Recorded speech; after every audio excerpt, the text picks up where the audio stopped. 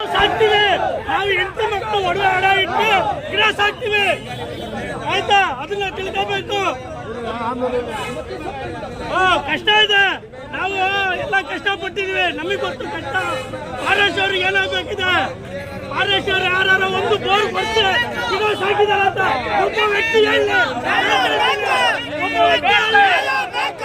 ಗಿಡ ಸಾಕಿದಾರ ಬೋರ್ ಕೊಡ್ಸಿ ಗಿಡ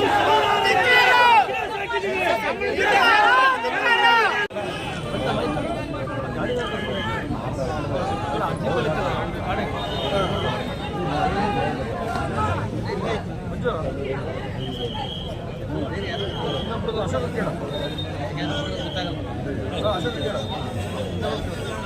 ಜನ ಯಾರು ಈ ಜನ ಅಂದ್ರೆ ಯಾರು ಅಂತ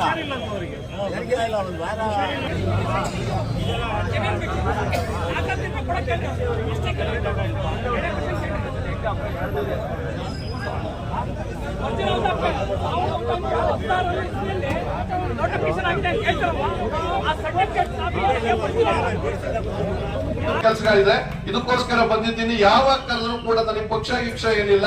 ಇದು ನನಗೆ ಬಹಳ ಮುಖ್ಯ ಆಗಿದೆ. ಈ ಜನ ನಮಗೆ ಬಹಳ ಮುಖ್ಯ ಆಗಿದ್ದಾರೆ.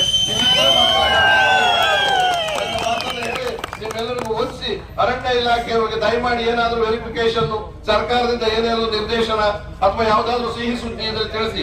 ಕಹಿ ಸುದ್ದಿ ಹೇಳಕ್ ಬರಬೇಡಿ, ಇಕ್ಕಟ್ಟಿಗೆ ಸಿಕ್ಕಾಕಂತೀರ.